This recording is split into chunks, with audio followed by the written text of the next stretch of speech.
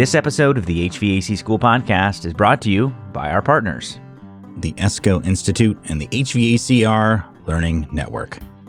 Our friends Howard and Jerry Weiss, Jason Objut, Eugene Silberstein, Clifton Beck, all great guys who are huge advocates for the industry, are working hard to provide industry-leading online content for HVACR professionals. Visit hvacr.elearn.network to access reliable, up-to-date, and relevant digital resources and even earn continuing education hours. Enhance your knowledge today with HVACR Learning Network from the ESCO Institute. As always, find out more by going to escogroup.org. Fieldpiece and the SR47 wireless refrigerant charging scale. At only 7 pounds, it still reigns as the heavyweight champion of refrigerant scales. The Fieldpiece SR47.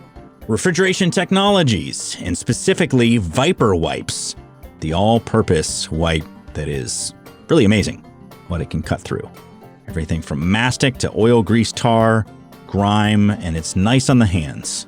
Makes them nice and soft when you're done. So that way you can go home and head out a-dancing when you get back to the house. Find out more at refrigetech.com/viper-wipes. refrigetech.com/viper-wipes. Carrier and Carrier.com. Carrier has been a long-term sponsor of the podcast. They've made it possible very early on for us to do what we do, and they are the products that we sell day in and day out. Everything from single-stage equipment all the way up to the GreenSpeed Extreme, one of the most efficient products on the market today. Find out more about what Carrier has to offer and about becoming a Carrier dealer by going to Carrier.com.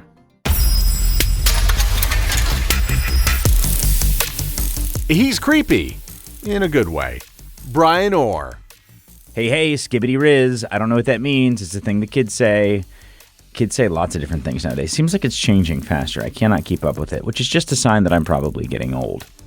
But today's podcast, well, first off, this is the HVAC School Podcast. I'm Brian, and this is the podcast that I always tell you. It helps you remember some things you might have forgotten along the way, as well as helps you remember some things you forgot to know in the first place. And Max Johnson is back.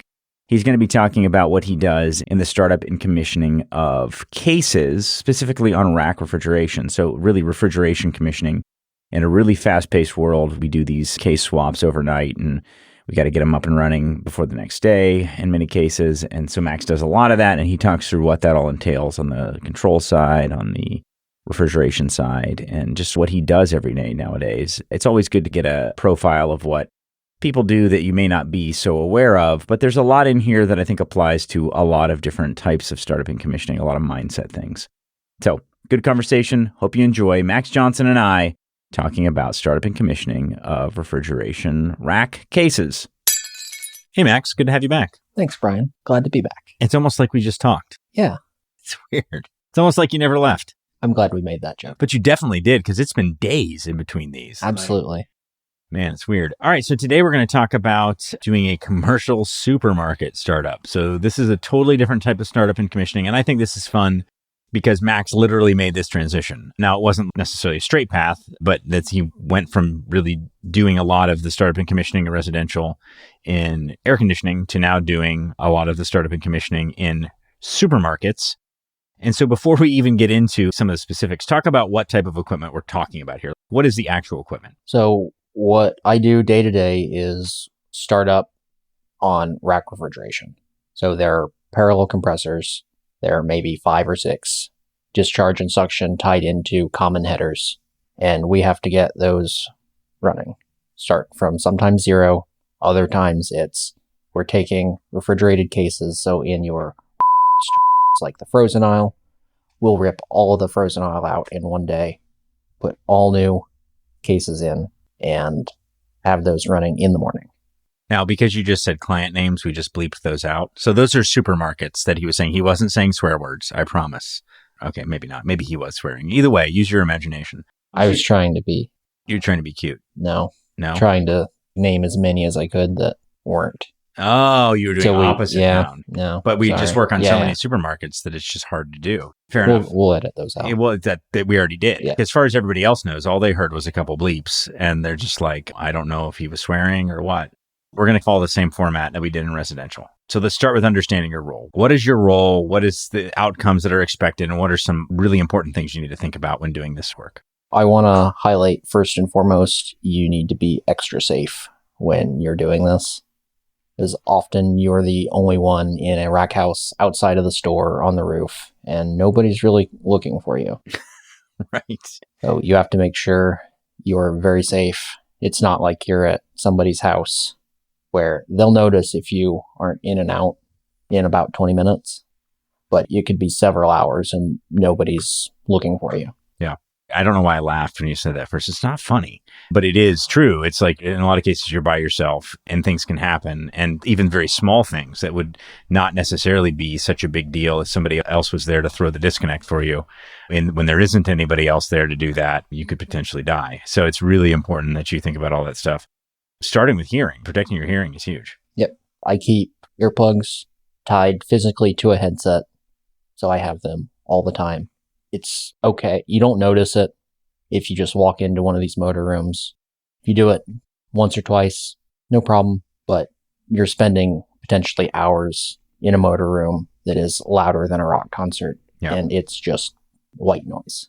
You're being bombarded by air molecules. Literally, your ears, when you think about what's happening, your eardrums are literally being physically assaulted by air molecules when you're in a noisy environment like that. And the cumulative effect of that can permanently damage your hearing. And you see that. Old rack techs, I mean, the vast majority of them, including your boss, have hearing aids or have long-term hearing damage or tinnitus or whatever, tinnitus, however you say that. And that's no good. Don't do that. Make sure you protect your hearing. Absolutely. It's very important. Like I said, nobody's looking for you. There's so many dangers. There's enough refrigerant in the system. We're talking potentially hundreds of pounds. You have something break off in a relatively confined space. Yes, their ventilation exists. Does it work? Not necessarily. And you just have to really pay attention. It's in 460 volts in a lot of cases. You have to think about arc flash in addition to just your normal type of, there's lots of things you have to consider. Safety is huge. And we've had to learn. Max has definitely seen the evolution that we've taken where when you're doing mostly residential, safety is just as important, but the risks aren't as high, and the attitude around residential is a little more cavalier. When you get into these much more dangerous environments and the ones that can really kill you easily, you have to take that seriously. Otherwise, somebody could die, and you really don't want that to happen as an organization and as an individual, obviously. And if you're not being safe, you stand a reasonably high chance of losing contracts. There are customers that all of our clients take lockout tagout very serious. Which is huge. If you don't know what lockout tagout is, look it up. We've got it on our app and on our site. It's very important to know how to do if you're in this line of work. What else do we need to know about the role of a startup and commissioning tech?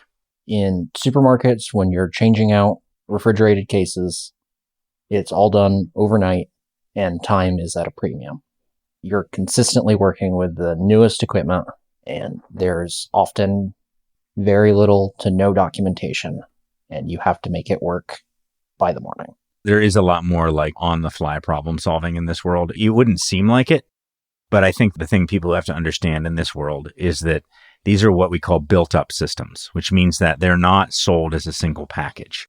The client, and then usually an engineering firm or a design firm, takes all these different pieces and puts them together. And a lot of times they all have their own literature and all that. And sometimes the literature is very, especially for things like cases, is very sparse because these are not made by big companies like Carrier or Trane. They're big companies, but they're not like these gigantic unitary manufacturers. But by comparison, they're smaller organizations that don't have quite the detail. And so being experienced with these cases is actually pretty important. But then having that MacGyver problem-solving mindset to try to get them up and working is a really big deal, even if you have to come back later. Anything you can do to get it working on a temporary basis until you can come back with the right thing. Sometimes even the manufacturer doesn't understand what they're assembling.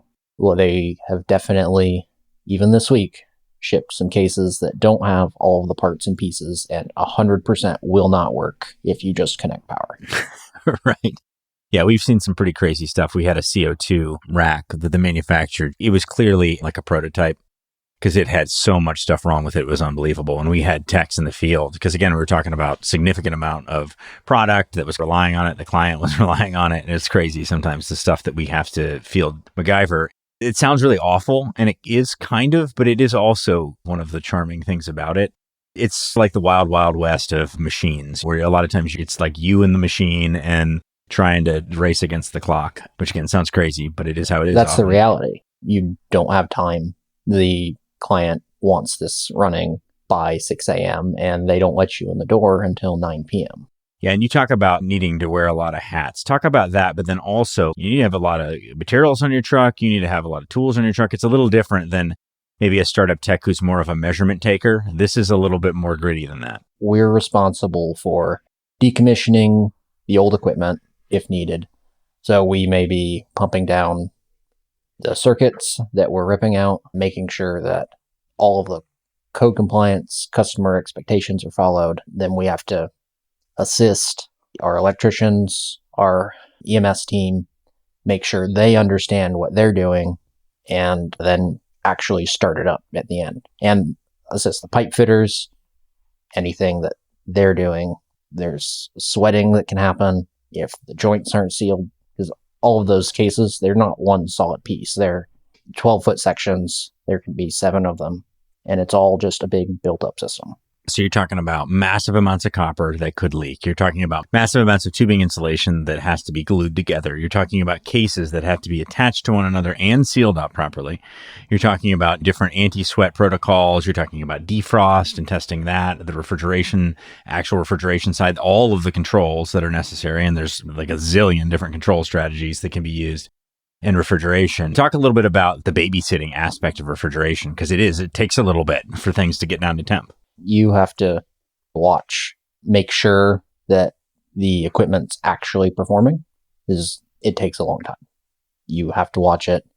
We have some cases that I have to leave, take a nap, and then come back around noon because it will be inoperable by then, because the cases will freeze from simply the store placing the shelving.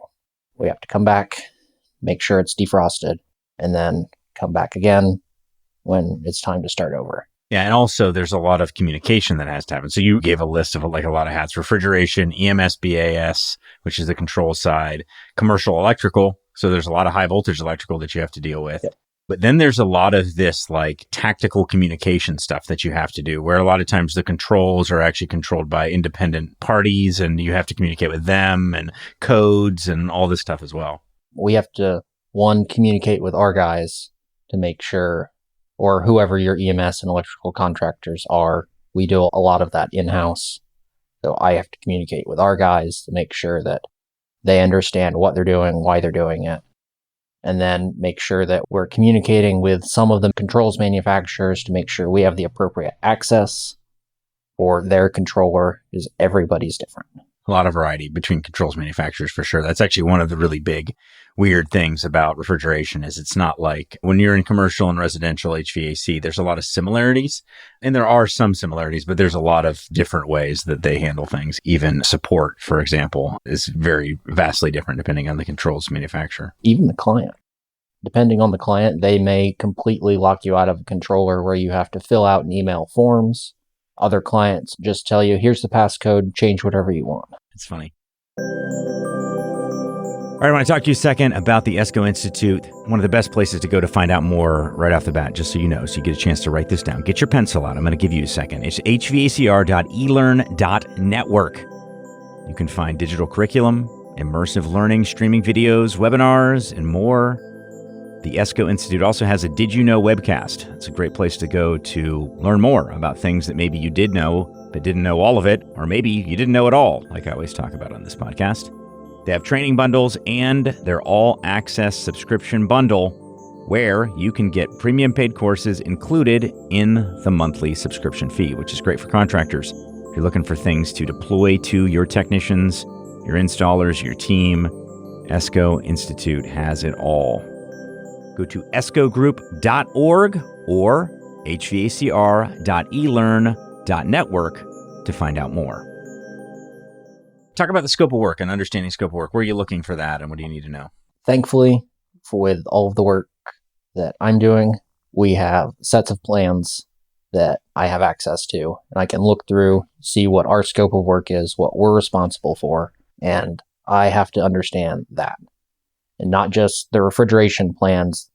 I have to understand the electrical plans and the EMS plans. Because without all of that, none of this works. Right. It is really 3 different places. And so that's where your typical RTFM that we talk about in residential doesn't apply as much here. In this case, what you're reading, the manual is replaced by plans and specs. And sometimes you have to read the manual too, Right. to understand the controller. And then the controller doesn't make any sense based on the manual.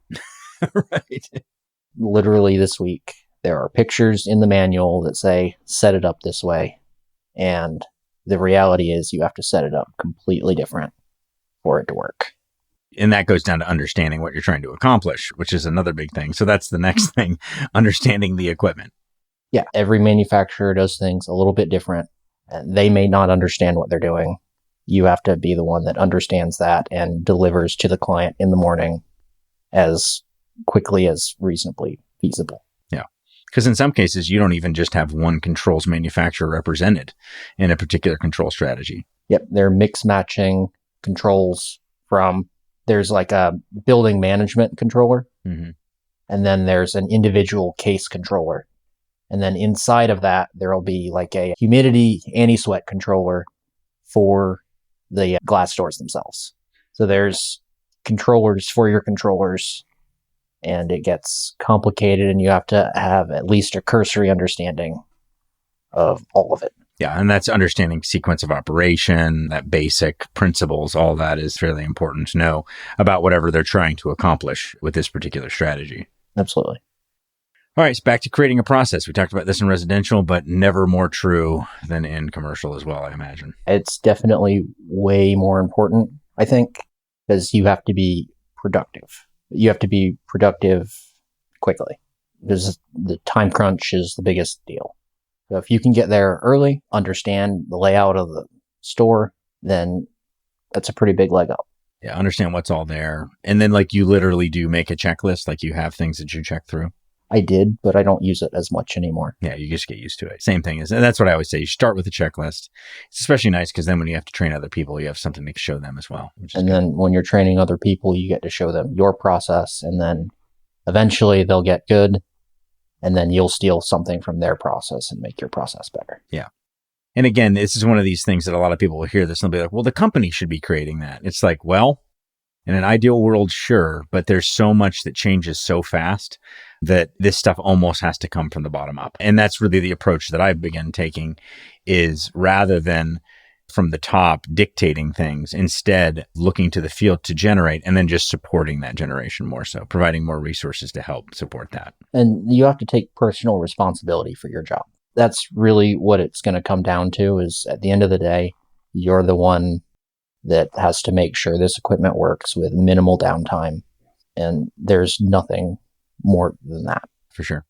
Next, we have decommission old equipment. So this generally is not the responsibility of a startup commissioning tech in residential, but in this world, there is that piece. So talk about that. So we have to remove the old equipment. It's a big built-up system.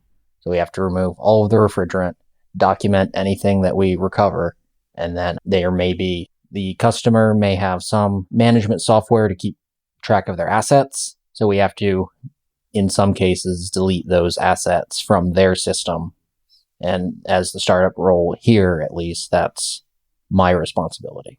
Just making sure all of the bits and pieces are accounted for so we can get everything closed out appropriately. Another thing you mentioned here is watching out for things that don't seem right. Talk about that a little bit. What's that mean?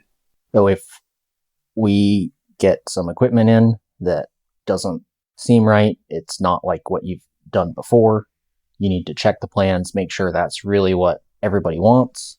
And sometimes what's written on the plans is incompatible with reality. You have to be watching for things like that. There's nothing worse than ripping out an entire frozen aisle and realize that the equipment you now have is worthless. Reinstalling that is not pleasant. No, sometimes you can't because we've destroyed it on the way out. No, that's big. And there is just doing what you're told, just like, well, I was told to do this, I'm just going to do it. That does not work in this world. No, absolutely not. Talk about pressure test leak check, like we talked about in residential, but this does exist in your world too. Right. On the built-up rack systems, you do not want to pressurize with nitrogen while the equipment is still attached to the rack.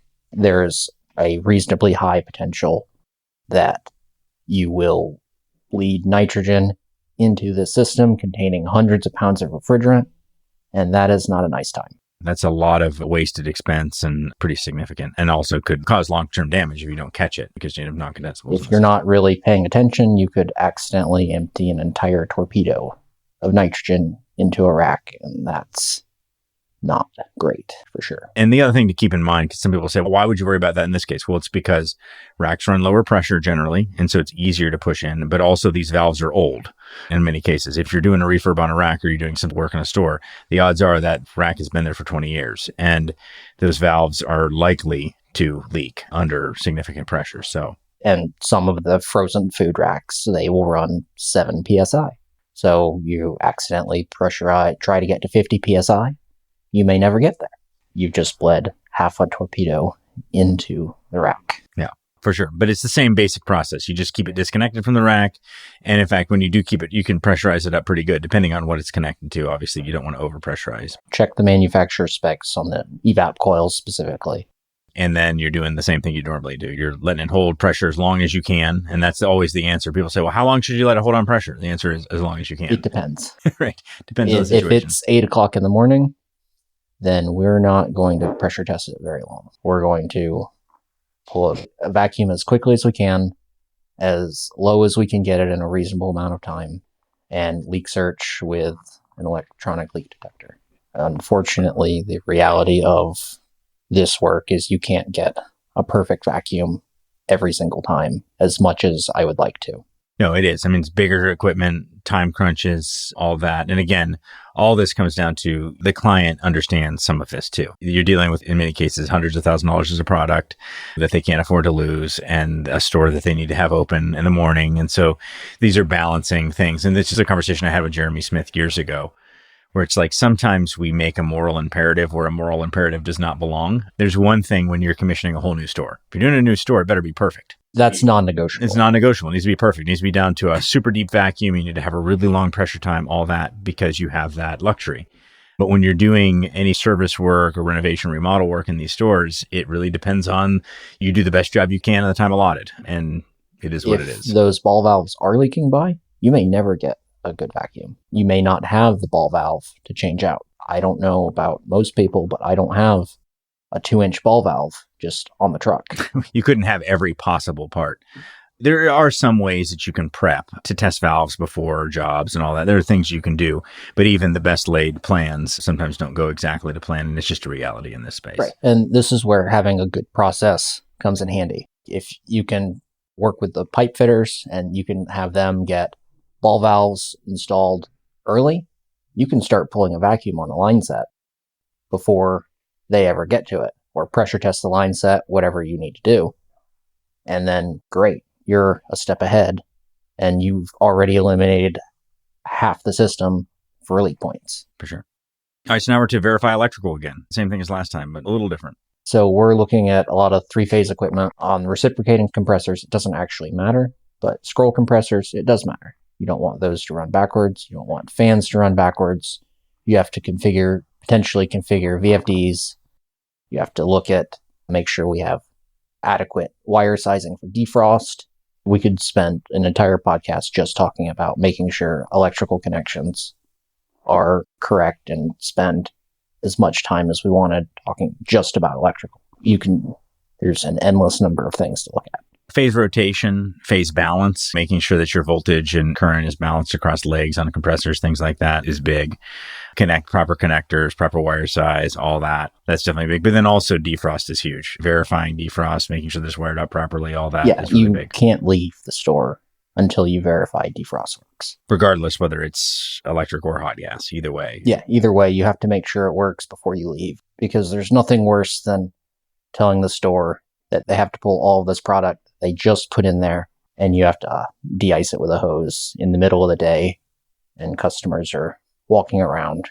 You're creating additional hazards then too. I want to take a moment to introduce the heavyweight champ of refrigerant scales, the Fieldpiece SR47 wireless refrigerant scale.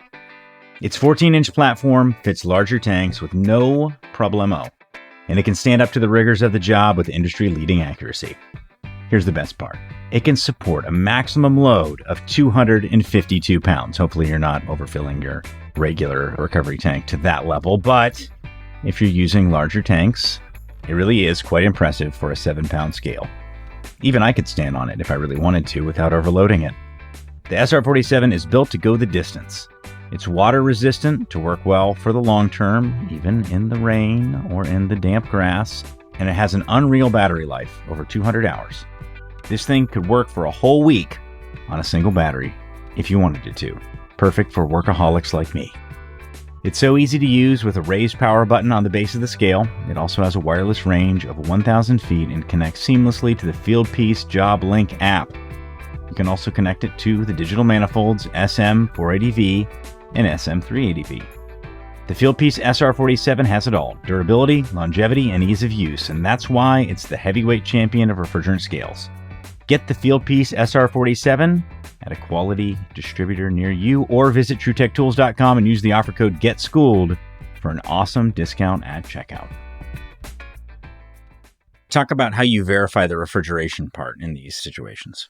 It's time consuming. You have to make sure that all of the valves are working. In residential, it may be you're usually dealing with one evap coil. In one 12-foot section of case, there can be 3 coils, 3 valves, 3 sensors, or 3 temperature sensors, 3 coil outlet sensors, 3 defrost term sensors, and then you have 7 more to do. So it adds up quickly, and you have to go through and physically verify that all of those are reading reasonably close together. Usually that's a shortcut to check. Instead of checking each one, make sure they're all reasonable numbers. So superheat verification is important because you don't want to flood the rack. That's key. That's a bad time. In any one case could potentially flood the rack if you have a valve that's wide open. Yeah, and there are a lot of valves to check. Thankfully, at least with our clients, they're moving towards electronic valves more. You have to make sure that those are configured correctly. There are stepper valves. There are several styles of stepper valves that have different step rates. You have to make sure that the step rate in the controller matches the valve you have, or that it's set up for that style at all. You can have it programmed for a mechanical valve, and you have a pulse valve or a stepper valve. They're all configured differently. And understanding those differences is also key. One thing for people to understand, like you charge these systems with a bunch of refrigerant, it goes in the receiver. And so you have extra refrigerant. These are not critically charged systems. So it's not like you're charging individual circuits or anything. It's more about just setting valves and setting parameters or whatever the case may be. And then verifying that they're doing what they're supposed to be doing. When you're doing a retrofit, there's largely no charging. You may even need to remove refrigerant because the cases that are going in are much more efficient. So you may need to remove 100 pounds. All right. Then a bunch of verification, programming, set points, all that stuff. Got to go through, make sure cases are set to the correct discharge air temperature as outlined by the customer. The manufacturer doesn't necessarily get a say in that, from our perspective at least. Got to make sure that we have our defrost termination sensors reading appropriately. You have to check every sensor to make sure that they're in the ballpark, make sure everything's programmed correctly so you have the correct number of defrost, correct defrost time, duration, and termination. Otherwise, you're going to have iced up coils and you're going to have to de-ice them. That's the worst job for a supermarket tech. The job they hate the most is de-icing coils. So you're trying to avoid that as much as possible. De-icing coils is not very fun. And it is also not very intellectually stimulating. Not in the slightest. Yeah. That's huge. I mean, defrost is like when I talk about drains, which it's also a thing here. Yeah, you have to make sure drains aren't leaking. And that can be even more dangerous in a commercial application than in a residential application. Yeah, because of slip and falls. Yep. And in commercial, you have people looking for things to slip and fall on. Right. So yeah, you definitely want to watch out for that. Make sure. And again, that's how these cases work. They're going to drain significantly. In a case of a freezer, they're going to essentially drain all of their draining during defrost. And so it's a lot of water all at once. Right. It's a big puddle on the floor that somebody will try to slip on. Yeah. And then if communication, that's another thing. Nowadays, the majority of this stuff is all communicating. And so you have to verify that part. What's that all about? So there are building control monitors that are monitored remotely. You have to make sure that your system communicates with appropriately. It's critical to food safety. That's how you get alarms generated and you know that you have to go back and fix something. Otherwise, you're looking at potentially a lot of spoiled product that we are responsible for. Then you got to make sure that there's different addressing each piece of equipment to communicate with that building controller. You have to understand how it's trying to communicate. There's different protocols. You can do it over IP, BACnet, Modbus. It all depends on exactly what the customer wants. Yeah, how it's designed by them. That's where it almost starts to bleed over into IT almost. More than you would think. I never would have thought I would have made up so much Cat5 cable. Terminating ends on Cat5 is like a skill that is required nowadays in this Right. sort of work. And you would have never, 10 years ago, you wouldn't have had to have done it, but now you definitely have to. That is day in, day out. We are installing Cat5 cable from case to case. Yep. And then we have these things, performance audits is a big deal. And so a lot of times we have to make adjustments in order to hit performance audits. Talk about that. There are performance audits, and we can't get paid if we don't have every piece of equipment perform like the customer wants it to. So we'll have to go back as many times as it takes, even if it's for one thing, half a degree out of spec. It doesn't matter. We have to do it. Everything has to turn green and all thumbs up before we get paid. A lot of that, it also falls on the startup tech. Again, we may be a little unrealistic in how much we put on Max, but he's Max, so he's fine. He's good. Oh, it's all good. The more I listen to this, the more I feel like an abusive employer, but we'll talk about that later. Now let's finish off with what other systems are there? What are the other things you have to pay attention to and potentially set up? While you're there, you don't want the rack to go down because you look really silly because you're the last one touching it. So you're watching the oil systems, you're watching, make sure there's no compressors going down, you're watching for high-low pressure controls, you have to set them up. If you're installing a new rack, you have to set all of this stuff up if you're setting up a new rack. So that's something else you're responsible for. Low ambient controls in residential air conditioning, largely you don't care about low ambient controls because nobody's running air conditioning. Supermarkets are running all the time, 24 hours a day, 365 days a year, whether it's colder than the case outside or not. You can't just open a window to Right. refrigerate product. And then up north in Chicago, they have totally different challenges than we do. Largely, we could get away with completely ignoring most low ambient controls, but As long as you can't. don't have a super cold winter, we're fine. But up there, yeah. And so you got holdback valves, split condensers, headmasters. Set up leak detection. Almost all of the walk-ins that we're installing new equipment on require leak detection. You have to make sure that those are set up, that the door heaters for those are set up, and that any gaskets are, even if it's existing, because we won't necessarily replace the box when we do it. We're just replacing the evap coil. We have to make sure those gaskets are okay, because we won't pass our performance reviews if those gaskets are bad. We'll get excessive icing that we're responsible for, even though it's existing. And those are conversations we have to have with the client, make sure that we can either get paid to fix them or have somebody else fix them. And that's something else, like, I think that from the startup perspective, you can identify different opportunities where you can make some more money. And it's a value to everybody. It's a Yeah. value to the contractor because they make money on it. It's a value to the client because they get these things resolved. Right. And you're there. You know, it's big. And one of the big things is that how we started was, hey, you got to do this fast.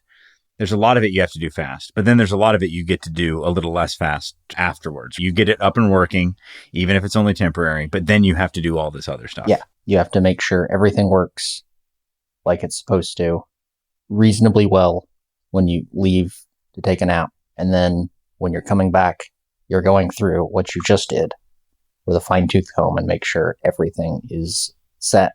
So when you leave that store, you ideally don't have to come back. Yeah, it's big. And hopefully it becomes apparent to those of you listening that this is a challenging job, but it's also a very rewarding job. I definitely enjoy what I do. I just outright enjoy it. It can be demanding. It's some out-of-town work, and I don't mind it. but it's definitely not for everyone. But when you talk about the reason why you didn't enjoy college, it has the mental challenge of college, but certainly keeps you busy, keeps you hopping absolutely. and solving problems. Yep. Yeah, it's like the ultimate puzzle. It's like for people who like video games or solving puzzles, this is like the ultimate in puzzle solving, but also in really the ability to develop a better way to do things. And I've seen you and many others on the particular team that you tend to work with. As you grow, it's like you start by seeing in black and white, and then you see in color, and then you see in like 3D, and then you see in like hypercolor 3D. You just notice things that are like, that's not right. And you're like, how do you know? I don't know. It's Spidey sense. I can just tell. That's what I like about hanging out with reefer techs, or I shouldn't say reefer techs, refrigeration techs, and people in your world, BAS, all that are some of my favorite people to be around, because you're like the comedians, and not comedians like you tell jokes all the time, but like you are observers in the same way that really good comedians are, where you have to notice everything because it's your survival depends on it.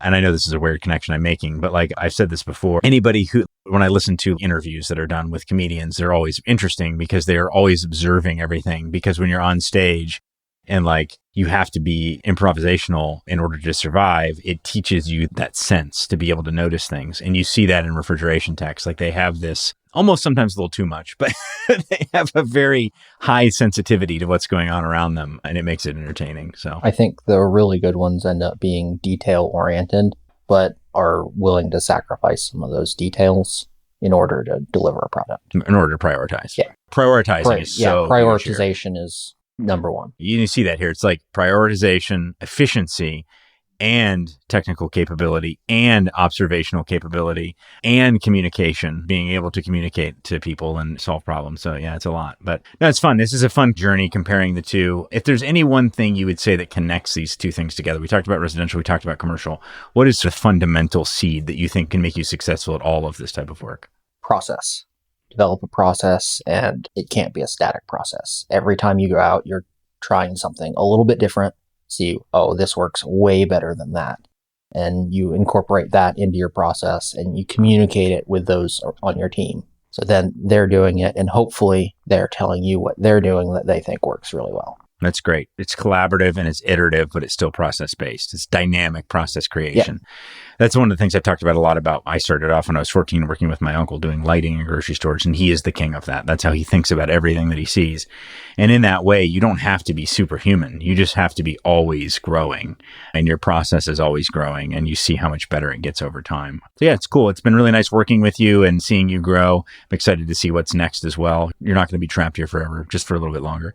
But yeah, thanks for doing this, and thanks for coming on the podcast, Max. I really appreciate it, Brian, and always thank you for the opportunity. For sure.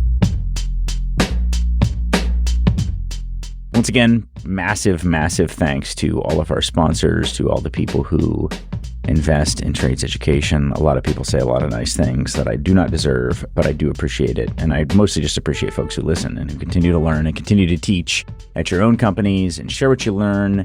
And when you're proven wrong, you change course. That's how this works. None of us are right all the time. In fact, none of us are right even that often. Let's be real honest about that. But we're always learning, and that's what makes our work interesting. Why did the cookie go to the doctor?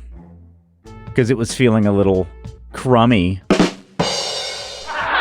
These jokes are getting worse and worse. I'm sorry. I think we've had like 700 episodes now or something like that. 600 and something episodes. When we get to 1,000, I'll tell you. Hopefully I'll remember. But that's a lot of jokes to come up with. So luckily, I'm such a clever guy. Thanks for listening. We'll talk to you next time on the HVAC School podcast. Thanks for listening to the HVAC School podcast. You can find more great HVACR education material and subscribe to our short daily tech tips by going to hvacrschool.com. If you enjoy the podcast, would you mind hopping on iTunes or the podcast app and leave us a review? We would really appreciate it. See you next week on the HVAC School podcast.